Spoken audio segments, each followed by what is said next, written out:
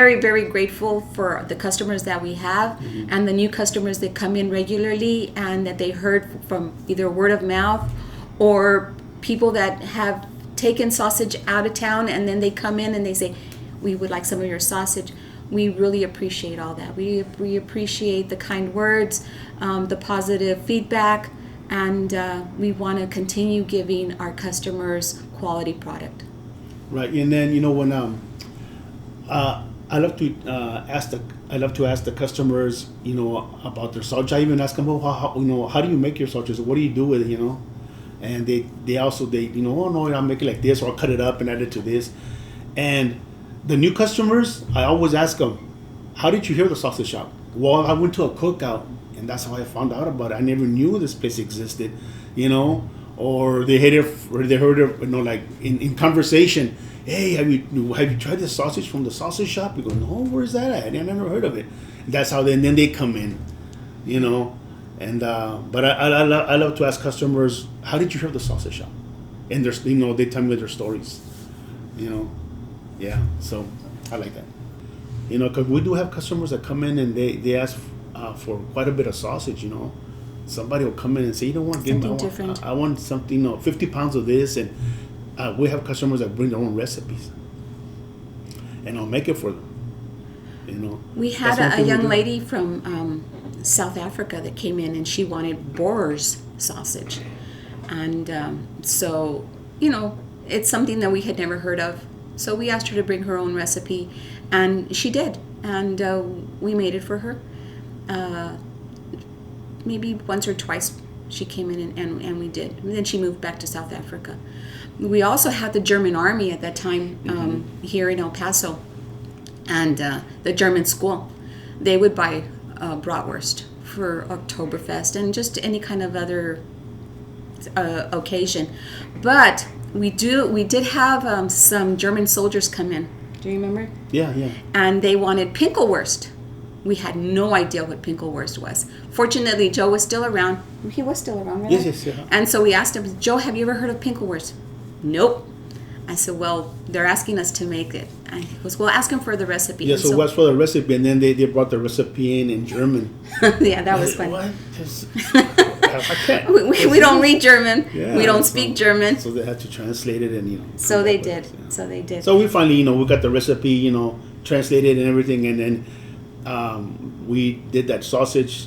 And they were here with us during the whole process. It was after hours. Yeah, it was after hours. We had closed, and then we're here, and then Joe was here also, and that was fun. Yeah, they brought their beers, they brought their steins. And it was very unusual because we were mixing all the ingredients and the meat. Well, Mike was, and so they would just pinch. They would taste it like that. They would raw. Get it raw, and they taste it. Say, oh, okay. Or oh no, put a more little of bit this, more of this, that, and then finally when they were happy, then I would stuff the sausage. But it was really weird because I'm thinking to myself, this is pork. You don't eat pork by raw. But I guess it really didn't matter because they were drinking their beer while we were making it. And the other thing that I remember was that I was gonna drink. They gave me a beer, and I was gonna drink it out of a bottle. I didn't know, but that's how I drink my beer, right? Out of just. Drink it, and they go, no, what are you doing? Like, why? What's wrong? Because they give, they bought the steins and you to pour it in there and then drink it. We don't drink out of a bottle. They don't drink out of a bottle. So that was really nice. That was and they were happy. That was fun that day. It was fun. Yeah, they were very happy with the product, and they had some kind of festival, and that's what they needed the pinkelwurst for. So, but that was the one and only time that we made the pinkelwurst, because then they went back to Germany. We realized that people wanted hot stuff, hot, spicier. So we did the habanero, and and the jalapeno cheddar, and those really sell a lot here. Anything hot sells. Pico de gallo. Pico de gallo. We came up with the pico de gallo sausage, and then the roasted garlic and roasted jalapeno sausage. Anything with jalapenos in it, hot. You're happy. Yeah. But even the habanero, for some people, it wasn't hot enough. So we started adding ghost pepper cheese to it. It was one of the hottest peppers. Right. Yeah. Actually, they came up with it in New Mexico, right? New Mexico Yes. State University. Yes. And the ghost pepper. Yeah, and then I found that they make it in, they put it in cheese. So I had it, shipped in, and we also make habanero with ghost pepper cheese and then just habanero. Yes. Yeah, and then we came up with a cheese dip, a habanero cheese dip. And even then, I started adding the ghost pepper cheese to the habanero cheese. Cheese on more cheese. Yeah, and that it sells a lot. And in the tub, we will add a habanero in there. We'll put a habanero in there, a whole habanero in there, and So it's a surprise. And then I ask the customers, hey, so do you guys have a challenge when whoever gets to the habanero, gets the habanero, to see who will eat it? And some customers say, yeah, we do.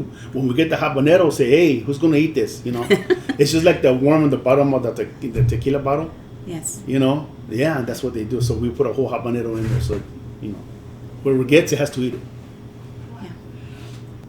Can you tell us about Yes.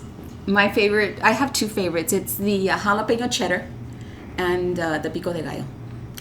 I love cilantro, and the pico de gallo, that just hits the spot. And it's got the limoncito, the tomate, the cebolla. It's just the jalapeno. It's got everything a pico de gallo salsa has, and it's just, I like that a lot. And the jalapeno cheddar, I like cheese and I like jalapeno. Yeah, that's a perfect combination. Pico de gallo? Whose invention is that? That's ours. Once, yeah, we had pico de gallo. That was me. Yeah. I was the one. Because I like pico de gallo so much, and I asked him, well, you know what, let's try making a pico de gallo. He was, well, what do you mean? And I said, well, let's put all of those things in the meat, and maybe some other, the salt, of course, and stuff, and the limon. And we started making it, and it started, really selling and stuff. And so, yes, I will take credit for the pico de gallo. Yeah. It's, That's good, man. yeah. And now we also came up with a jalapeno cheddar sliders. The sliders. The sliders. Yeah. Oh, and I had forgotten, it's not just the sausage that we make, but we make bacon. We make the bacon. It's not the pork belly.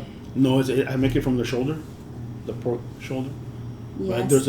Right? I cut it a certain way, where it gives me, it's leaner than regular bacon.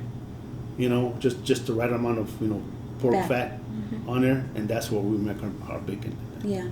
Plus, we make schnitzel, and that's the other thing that we had to teach some of our customers, because they was like, "Pues qué es schnitzel?" And I would say, "Pues it's like a milanesa, but with pork."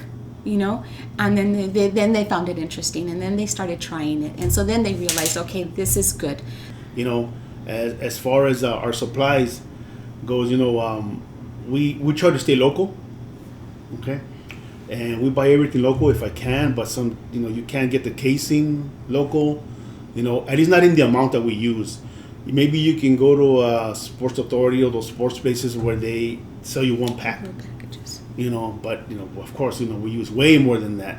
So we get our casing from Kentucky, and our cheese comes from Wisconsin. And because it's a high temp cheese, it won't melt. It stays intact. If you're cooking the sausage, it won't melt. And so the cheese, the casing, we get it from out of town. But everything else, the spices, Here. the meat, everything is local. I wish I could stay everything local, but just a few items I could get out of town. It has been a learning experience, and we've enjoyed it tremendously. We've learned so much ourselves about business, because we're not really business people, Right. but we became business people. And going back to the recipes, I've come up with some different recipes, but and then I said to myself, and I share with folks with Leticia, say, you know what? I came up with this recipe, but do I want another sausage on top of what we sell? We already have over 25 types of sausage. sausages.